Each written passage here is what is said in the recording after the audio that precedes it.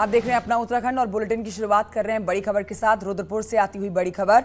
विधानसभा चुनाव में बीजेपी के समर्थन करना एक परिवार को महंगा हो गया है। बीजेपी का समर्थन इस परिवार ने किया था। मुस्लिम कार्यकर्ता को ये समर्थन महंगा पड़ गया। रंजिश के चलते मोहल्ले के मुस्लिम लोगों ने कार्यकर्ता और उसके पूरे परिजनों को पीटा है। सीसीटीवी कैमरे में घटना कैद हुई है। कार्यकर्ता की बेटी पत्नी को गंभीर चोटें आई हैं। इस पूरे मामले में दोनों पक्षों की शिकायत पर पुलिस ने 10 लोगों के खिलाफ केस दर्ज किया है। इस घटना के बाद बीजेपी कार्यकर्ता और परिवार के लोग डरे सहमे हैं।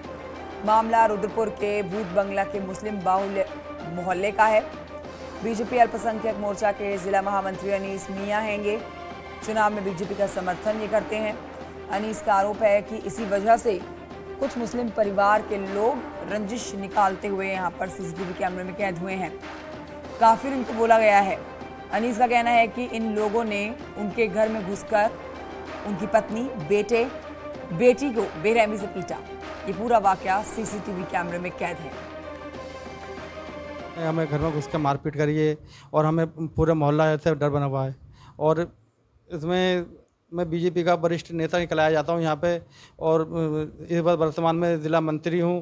और मुझे लोग जब से वोटों को यहाँ खुलासा हुआ है, वोट ज़्यादा अच्छे निकले यहाँ से, तो मुझे लोग दुश्मन समझते हैं, काफिर कहते हैं, हिंदू कहते हैं। मेरी दुकान पे तो कहते हैं सौदा मत लो, ये काफिर हो गया, ये हिंदू हो गया है। तो हमारे आसपास डंडे लेके घूम रहे हैं और मीटिंग बना रहे हैं कि हमें इनको दोबारा और मारना है।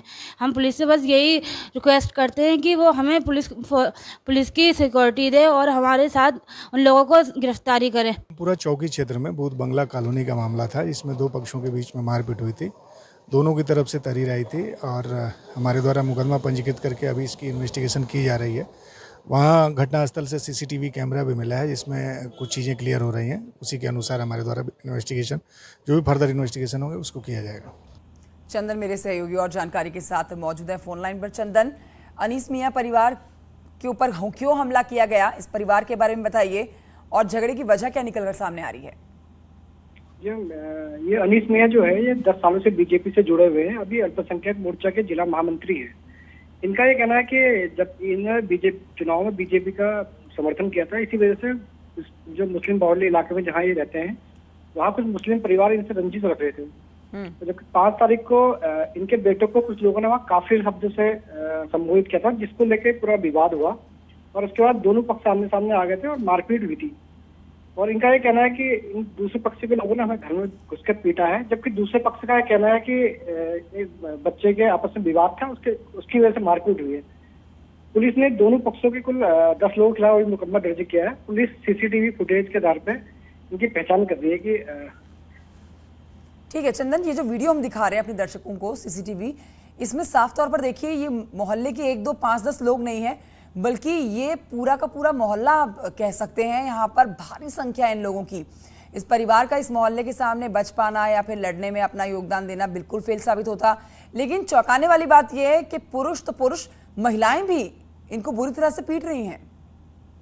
ये पूरे इनका जो अनीस मियां के परिवार है, इसका कहना है कि यहाँ के 3 परिवार इस पूरे झगड़े में शामिल थे। और इन परिवार के लोगों ने, जिसमें महिलाएं भी थी, बच्चे भी थे, इन सारे लोगों ने इनके घर में घुस के इनको पीटा है। और सबसे हैरत की बात यह है कि जब ये अपना मेडिकल कराने पति पत्नी घर से बाहर चले गए थे, उसके बाद फिर से हमलावरों ने इनके घर में घुस के इनकी बेटी और बेटे को पीटा। और इनकी जो बेटी है, वो खाना भी नहीं खा पा रही है, उसकी इतनी चोटें आई हैं। मतलब गजब बात है कि 10 तारीख को तो नतीजे आए हैं, 10 मार्च को।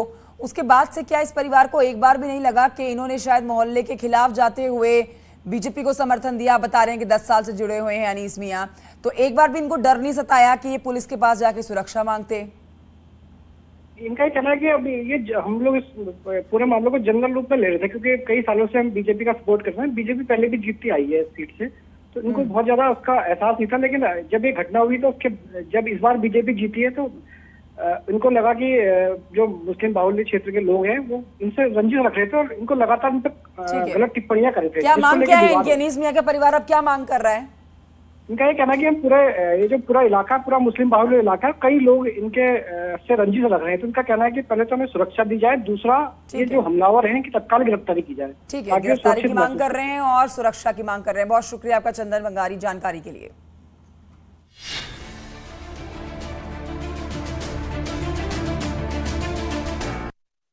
अब आपको बताते हैं उत्तराखंड में पर्यटन की संभावनाओं को लेकर पर्यटन विभाग आज पर्यटन और आतिथ्य सम्मेलन हो चुका है आज, जिसमें सीएम पुष्कर सिंह धामी मौजूद रहे, पर्यटन मंत्री सतपाल महाराज मौजूद रहे। इस सम्मेलन में पर्यटन व्यवसाय से जुड़े हुए प्रतिनिधि तमाम मौजूद थे। कार्यक्रम में उत्तराखंड में पर्यटन को बढ़ावे की संभावनाओं पर चर्चा हुई है, गहन विचार किया गया। इस मौके पर सीएम पुष्कर सिंह धामी ने कहा कि इस बार चारधाम यात्रा में रिकॉर्ड श्रद्धालु आएंगे। होटलों की बुकिंग अभी से फुल हो रही है। सरकार का भी और हम सब लोगों का मिलकर ये प्रयास है कि पिछले 2 सालों से कोरोना महामारी के कारण से जो हमारी ये पर्यटन की जो इंडस्ट्री है या पर्यटन व्यवसाय है वो काफ़ी नीचे गया है, काफ़ी घाटे में गया है। उससे कैसे उभरा जाए और कैसे हम अच्छे से अच्छी सुविधाएं अपने आने वाले जो हमारे श्रद्धालु हैं, हमारे पर्यटक हैं, यात्री हैं, उन सभी को देंगे, उस पर भी हम लोगों ने चर्चा की है। और सरकार की तरफ से भी हमारा प्रयास है कि चारधाम यात्रा में आने वाले सभी यात्रियों को हर प्रकार की सुविधा उनको यहाँ पर प्राप्त हो, किसी प्रकार की असुविधा का सामना उनको न करना पड़े।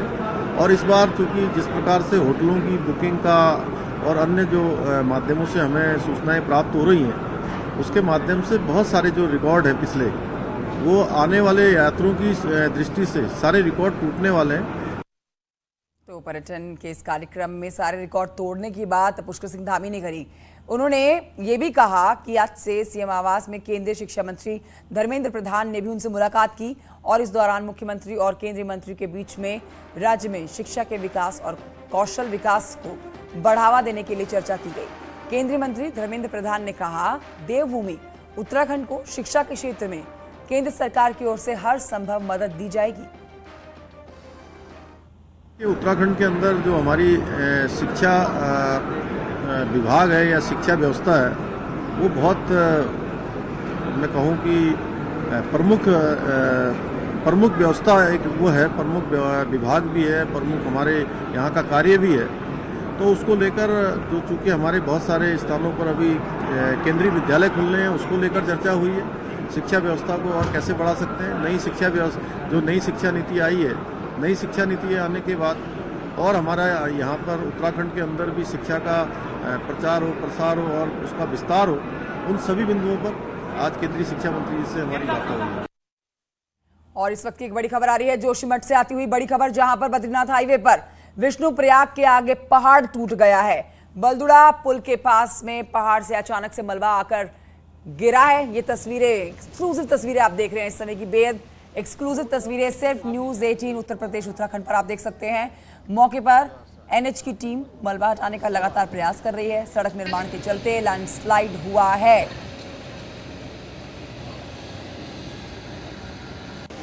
तो जोशीमठ से आती हुई तस्वीरें देखिए, भरभरा कर पहाड़ का ये हिस्सा आ गिरा। नितिन मेरे सहयोगी और जानकारी के साथ मौजूद है। नितिन, कितनी तेजी से इस मलबे को हटाने का काम चल रहा है? जी निश्चित रूप से एनएच के द्वारा इन दिनों बद्रीनाथ धाम और हेमकुंड की साहिब की जो यात्रा शुरू होनी है, उससे पहले युद्ध स्तर पर काम किया जा रहा है और उसी दौरान अचानक ये पहाड़ टूटकर सड़क पर आ गया है। बताया जा रहा है कि अब से 1-2 घंटे बाद इस मार्ग को सुचारू कर दिया जाएगा, लेकिन मलबा काफी है तो इसलिए थोड़ा समय जरूर लग रहा है साफ करने में, लेकिन मार्ग को 1 से 2 घंटे बाद यातायात के लिए सुचारू कर दिया जाएगा। जी ठीक है, शुक्रिया आपका जानकारी के लिए। अब आपको बताते हैं, कांग्रेस भले ही विधानसभा चुनाव हार गई हो, लेकिन आस अभी तक नहीं खोई है कांग्रेस अब 2024 की तैयारियों में जुट गई है, जिसके लिए पूरे राज्य में पार्टी की स्पेशल मेंबरशिप ड्राइव चल रही है। आखिर क्या है ये स्पेशल ड्राइव, देखिए इस रिपोर्ट में।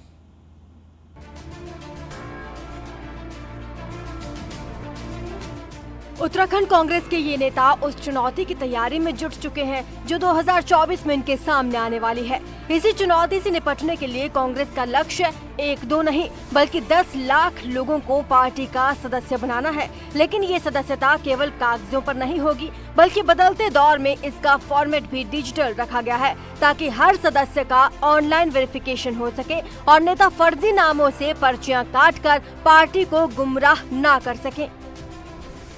See, now we are going to make the membership. Already they have done 6 lakh का मेंबरशिप कर दिया। सो पैसा भी कलेक्ट किया, फॉर्म भी वापस आ गया। सो उसके लिए वो डिजिटल मेंबरशिप करने के लिए हम लोग को कोशिश करना है। So definitely they will going to do it because we have one more week time. We are going to make more than 10 lakh membership in the Uttarakhand district.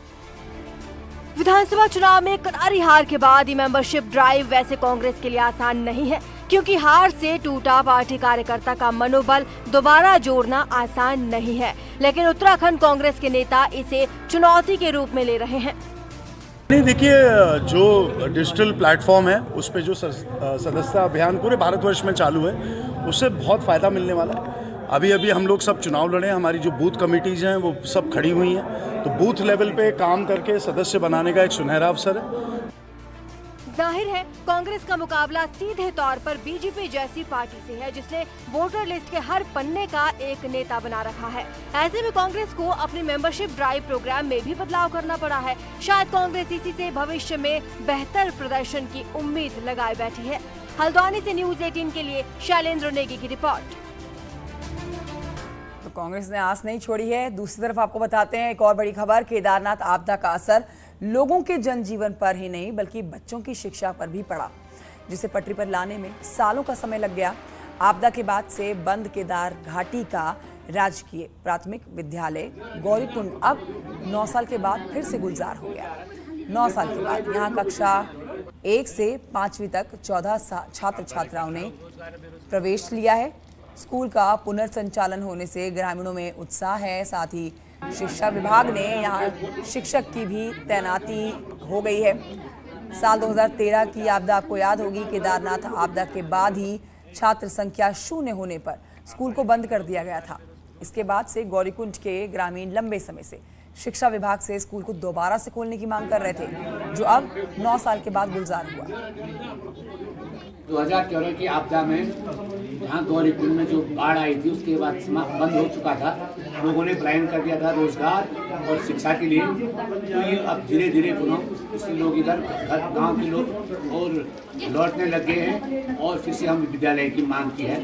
12 बच्चे यहाँ पे गाँव के हैं और 8-9 बच्चे नेपाली मूल के भी हैं। तो इसकी सूचना मैंने आगे भेज दिया अपने उप शिक्षा अधिकारी महोदय को, और उसके बाद उनका ये कहना है कि आगे सीओ साहब को फॉरवर्ड किया जाएगा। उसके बाद जैसे भी संस्कृति होगी उसके बाद ही यहाँ पे ओपनिंग का कार्यक्रम। हल्द्वानी से खबर, जहां पर फॉरेस्ट टीम आदमखोर बाघ को काबू करने के लिए कई कोशिशें कर रही है। आदमखोर को पकड़ने से जुड़े ऑपरेशन का आज 10वां दिन है। फॉरेस्ट टीम ने बाघ पर निगाह के लिए पेड़ों के ऊपर कई मचान बना रखे हैं, जिसमें बैठकर फॉरेस्ट कर्मचारी और गुजरात से आई हुई ट्रैकलाइज एक्सपर्ट्स की टीम बाघ की गतिविधियों पर नजर रखने की कोशिश कर रहे हैं। फॉरेस्ट की कुमाऊं चीफ तेजस्विनी पाटिल ने इन तैयारियों का आज जायजा लिया और ऑपरेशन में आ रही परेशानियों को भी समझा।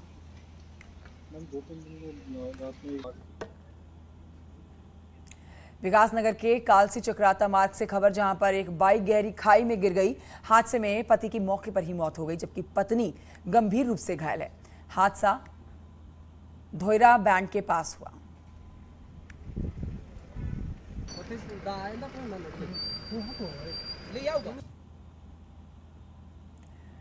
अब आपको बताते हैं पिछले कुछ सालों में नैनीताल की डेमोग्राफी जिस तरह से बदली है और विशेष समुदाय के लोगों का सरकारी जमीनों पर कब्जा हुआ है, वो चिंता पैदा कर रहा है। हालांकि अब ये मामला मुख्यमंत्री दरबार पहुंचा है, जिसके बाद अधिकारी हरकत में आ रहे हैं।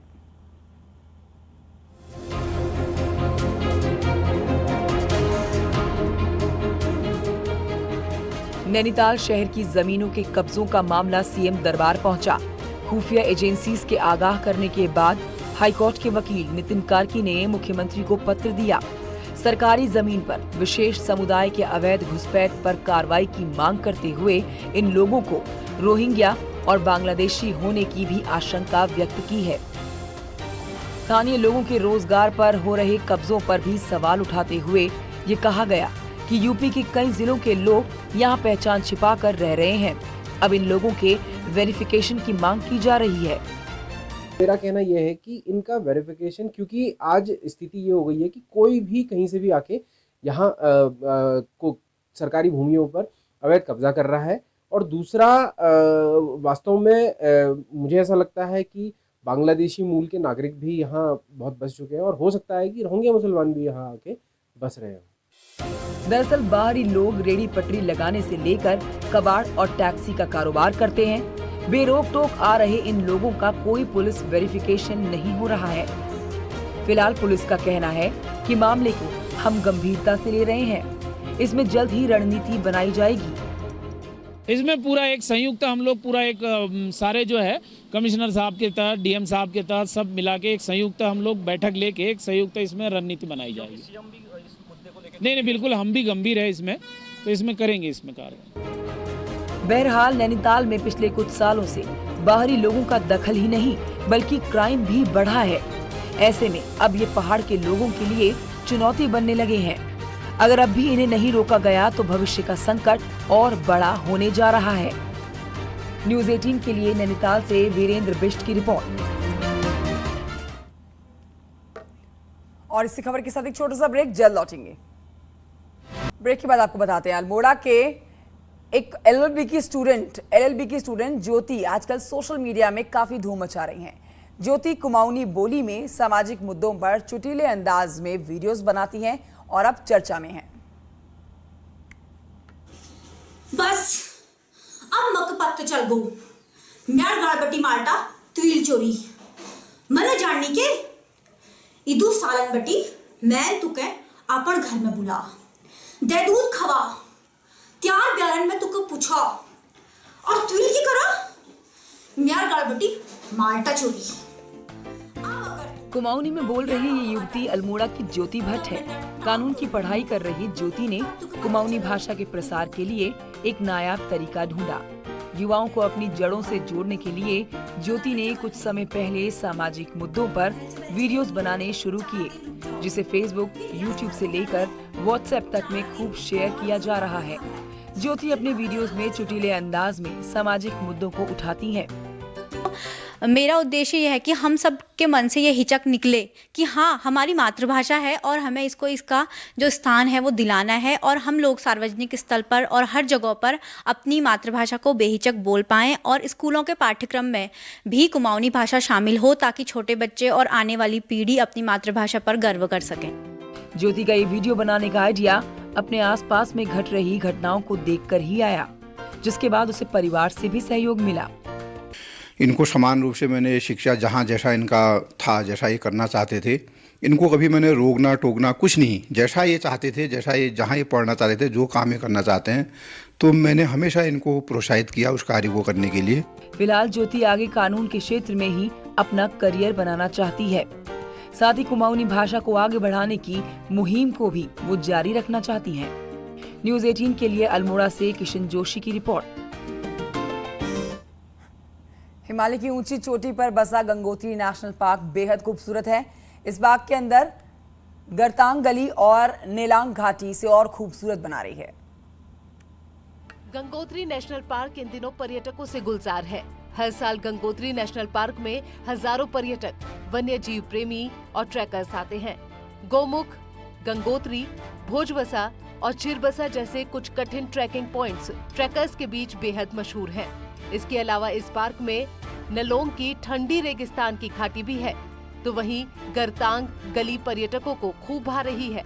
नेशनल पार्क में ऊंचाई पर स्थित केदारताल और तपोवन की बंजर भूमि भी देखने लायक है। पार्क अपनी जैव विविधता के लिए बहुत ही मशहूर पार्क है। यहाँ पर विभिन्न प्रजातियाँ जैसे snow leopard, brown bear, Himalayan Thar और अर्गाली और तिब्बतन ओल्फ, ये सारी प्रजातियां पाई जाती हैं। साथ साथ इसके जो है ये गंगा का उद्गम स्थल है।